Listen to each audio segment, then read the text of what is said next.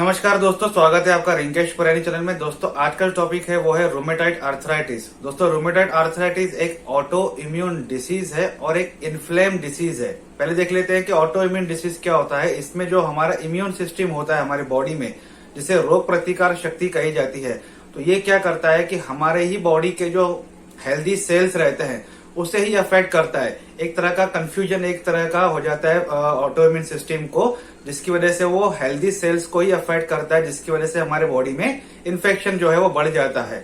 Inflame disease क्यों कहा जाता है? क्योंकि रूमेटॉइड आर्थराइटिस जहां भी जिस जॉइंट पे होता है वहां पे इन्फ्लेमेशन जो है वो काफी बढ़ा देता है, इसलिए इसे इन्फ्लेम डिसीज भी कहा जाता है। तो रूमेटॉइड आर्थराइटिस जो है ये ज्यादातर जो जॉइंट्स जो है वहां पे ये इन्फेक्शन जो है वो होता है। तो एक साथ ये मल्टीपल जॉइंट्स में ये अफेक्ट करता है। कौन से जॉइंट्स में सबसे ज्यादा पाया जाता है?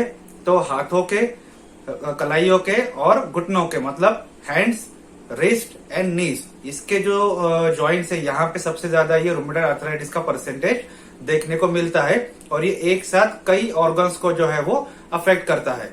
उसके बाद हम लोग देखते हैं कि रूमेटॉइड आर्थराइटिस ये जिस जॉइंट पे होता है वहां पे जो जॉइंट्स के जो लाइनिंग्स रहते हैं ये उस पे अफेक्ट करता है, उस पे अटैक करता है, जिसकी वजह से क्या होता है कि जो जॉइंट टिश्यूज होते हैं वो अफेक्ट होते हैं, इन्फेक्ट होते हैं और उनमें एक सूजन हो जाती है, एक इन्फ्लेमेशन हो जाता है।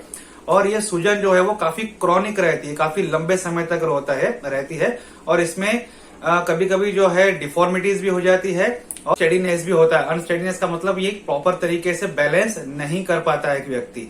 कभी कभी क्या होता है कि ये जो रूमेटॉइड आर्थराइटिस जो रहता है इसका इन्फेक्शन इस हद तक बढ़ जाता है कि ये कुछ बाकी के जो बॉडी में जो अदर ऑर्गन्स रहते हैं उसके टिश्यूज को भी अफेक्ट करता है। तो सबसे ज्यादा जो कॉमन ऑर्गन्स है जिसकी वजह जो रूमेटॉइड आर्थराइटिस की वजह से अफेक्ट होते हैं वो है लंग्स, हार्ट और आईज, यानी हमारी आंखें जो है वो अफेक्ट होती है। देखते हैं कि साइन और सिम्टम्स क्या है रूमेटॉइड आर्थराइटिस के। तो रूमेटॉइड आर्थराइटिस में जब साइन और सिम्टम्स काफी सीवियर हो जाते हैं तो उस कंडीशन को फ्लेयर्स कहा जाता है, और जब साइन और सिम्टम्स रिकवर होना शुरू होते हैं, कम होते हैं, तो इस कंडीशन को रिमिशन कहा जाता है। तो इसमें होता क्या है? साइन और सिम्टम्स सबसे ज्यादा पेन होता है, एक से ज्यादा जॉइंट्स में होता है। स्टिफनेस यानी कि बॉडी जो है जाम हो जाती है, जो एक मूवमेंट होनी चाहिए फिंगर्स की ये जाम हो जाती है, तो स्टिफनेस होती है। उसके बाद टेंडरनेस, स्वेलिंग वगैरह, सूजन काफी हो जाती है और ये एक से ज्यादा जॉइंट्स में देखने को मिलती है और ये पेयर्स में देखने को मिलती है। मतलब अगर हाथों में अगर रूमेटॉइड आर्थराइटिस हुआ है तो दोनों हाथों में होगा, पैरों में अगर जॉइंट्स में हुआ है, नीज में हुआ है, तो दोनों जॉइंट्स में सेम सिम्टम जो है वो देखने को मिलते हैं। फीवर होता है, वीकनेस होता है, फटीगनेस होता है, ये कॉमन सिम्टम्स जो एक इन्फेक्शन होने के बाद होते हैं, ये भी उसके साथ होने को मिलता है। अब कॉजेस क्या है वो देख लेते हैं। रूमेटॉइड आर्थराइटिस का जो कॉज है ये ऑटो इम्यून डिसीज है, उसकी वजह से होता है, लेकिन एग्जैक्ट कॉज जो है रूमेटॉइड आर्थराइटिस का ये आज तक पता नहीं चला है। इस पे और भी रिसर्च चालू है, लेकिन कुछ फैक्टर्स हैं जो कि रूमेटॉइड आर्थराइटिस के लिए रिस्पॉन्सिबल रहते हैं। कौन से फैक्टर? सबसे पहला एज, मतलब जैसे ये एज बढ़ती जाती है तो इसकी सीवियरिटी जो है वो बढ़ती जाती है व्यक्ति में। और सेक्स पे आते हैं, मतलब ये लेडीज में ज्यादा होता है, 3 गुना ज्यादा होता है एज कम्पेयर टू जेंट्स। मतलब पुरुषों में इसका परसेंटेज कम है और जितना है उससे 3 गुना ज्यादा जो है वो औरतों में ये देखने को मिलता है। उसके बाद देखते हैं कि स्मोकिंग, कई लोग जो स्मोकिंग करते हैं उसमें भी रूमेटॉइड आर्थराइटिस का परसेंटेज या सीवियरिटी जो है वो काफी बढ़ने के चांसेस रहते हैं। उसके बाद है ओबेसिटी, यानी कि मोटापा कहिए, वजन बढ़ना कहिए। तो जिन लोगों का वजन काफी बढ़ा हुआ है, ओबेस है, उनमें ये रूमेटॉइड आर्थराइटिस का जो रिस्क है, सीवियरिटी है, ये काफी देखने को मिलता है। और काफी ज्यादा हम देखते हैं कि जो जीन्स हैं वो भी रिस्पॉन्सिबल रहते हैं। तो ये जेनेटिक भी रहता है, इनहेरिटेड भी रहता है। तो एक जीनोटाइप रहता है, HLA जीनोटाइप क्लास 2 या टाइप 2 जो आप उसे कह सकते हैं। तो HLA जीनोटाइप जिस व्यक्ति में रहता है ये इनहेरिट होता है उनके पेरेंट्स से, अगर उसके बॉडी में आता है तो उसकी वजह से भी रूमेटॉइड आर्थराइटिस होने के चांसेस रहते हैं। तो HLA क्या होता है? ह्यूमन ल्यूकेमिया इसे कहा जाता है। अब इसका डायग्नोसिस है वो किस तरीके से होता है?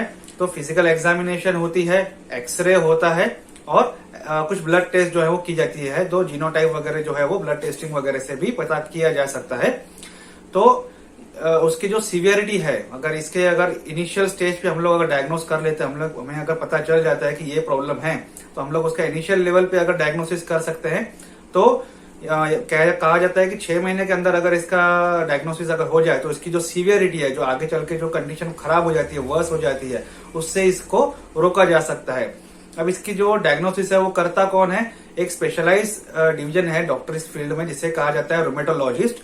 रोमेटोलॉजिस्ट जो रहते हैं ये स्पेशलाइज रहते हैं आर्थराइटिस कंडीशन के लिए, तो हमें उन्हें ही कांटेक्ट करना चाहिए। और इनिशियल स्टेज पे अगर है तो किसी दूसरे डॉक्टर्स के मेडिकेशन में आने से अच्छा है कि हम लोग उनसे डायरेक्ट कांटेक्ट करके इनिशियल स्टेज पे अगर उसे कांटेक्ट करते हैं, कम्युनिकेट करते हैं और उनके कहे हुए ट्रीटमेंट को लेते हैं तो इसकी सीवियरिटी जो है वो कम हो सकती है।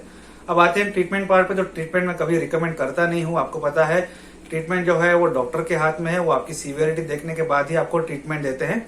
लेकिन एक क्लास ऑफ ड्रग जो है इसमें प्रिस्क्राइब किया जाता है जिसे DMARDS कहा जाता है। DMARDS का मतलब क्या होता है? डिसीज मॉडिफाइंग एंटी रोमैटिक जो ड्रग्स रहते हैं, ये जो ड्रग्स हैं वो मेडिसिन जो है वो इस कंडीशन में ज्यादातर दी जाती है। अब आप इसकी जो सीवियरिटी है, इसका प्रिवेंशन आप किस तरीके से कर सकते हैं? सबसे पहले अगर आपका वजन ज्यादा है तो उसे कम कीजिए, नॉर्मलाइज लाइए, किसी से कंसल्ट कीजिए, डाइट वगैरह पे आ जाइए। स्मोकिंग अगर आप ले रहे हैं तो स्मोकिंग मत कीजिए।